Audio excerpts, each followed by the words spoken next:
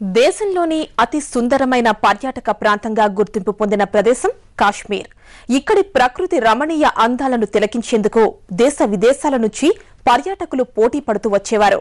కానీ తీవ్రవాదుల ఆగటాలు ఈ రాష్ట్రాన్ని కల్లోలిత ప్రాంతంగా మార్చాయి. దీంతో సుమారు 2 దశాబ్దాల పాటు కాశ్మీర్ అందాలు చూసే భాగ్యాన్ని పర్యాటకులు కోల్పోయారు.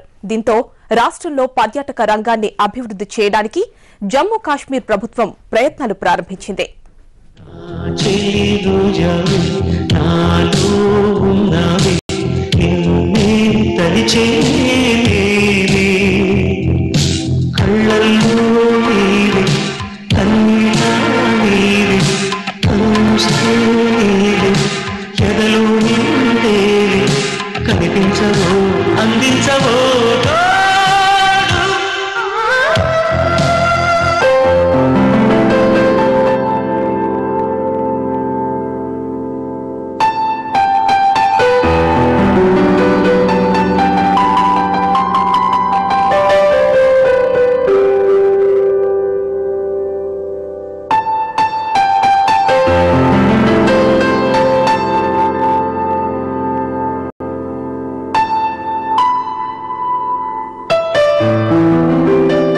కొత్తగా పెళ్లైన జంటలు కాశ్మీర్ వెళ్లి తమ హనీమూన్ను గ్రాండ్ గా సెలబ్రేట్ చేసుకుంటాయి.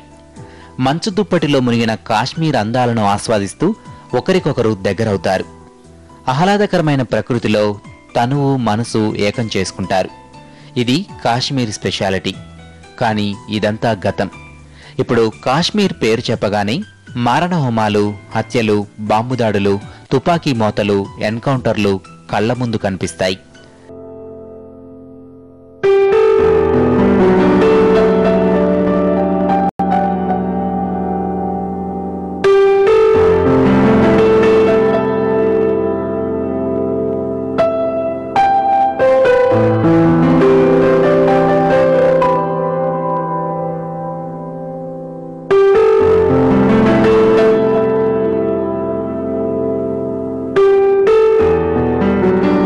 రంగురంగుల పక్షుల అందాలను చూసి పరవశించి కాశ్మీర్ పర్యటన, కాశ్మీర్లోని దాల్ సరస్సు విహారం పర్యాటకులకు ఒక మధురానుభూతుల్ని మిగిల్చేవని చెప్పడం అతిశయోక్తి కాదు.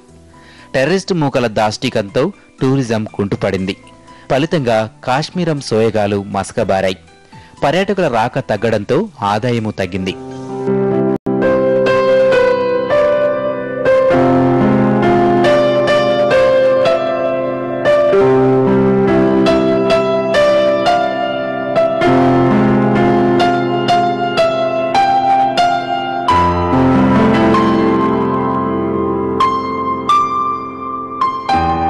అయితే గత 5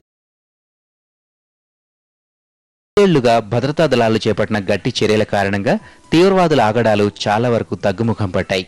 దీంతో క్రమేణా పర్యాటకులు ఈ రాష్ట్రానికి రాసాగారు. ఇందుకు నిదర్శనం గత ఏడాది రికార్డు స్థాయిలో 5.5 లక్షల మంది పర్యాటకులు కాశ్మీర్ అందాలను తిలకించేందుకు వచ్చినట్లు అధికారిక లెక్కలు చెబుతున్నాయి.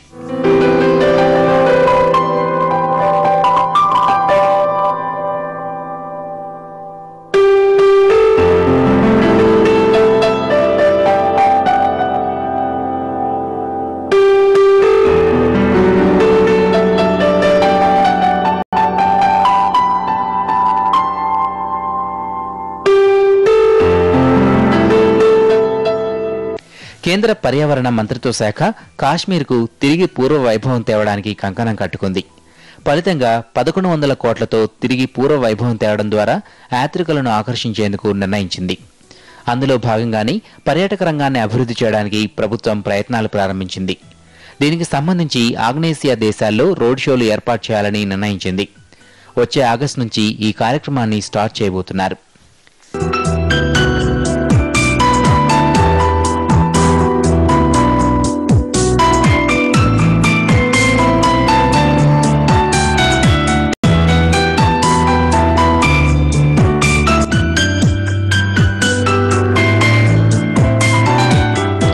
జమ్మూ కాశ్మీర్లో ప్రపంచ పర్యాటకుల్ని ఆకట్టుకునే సుందర దృశ్యాలున్నాయి.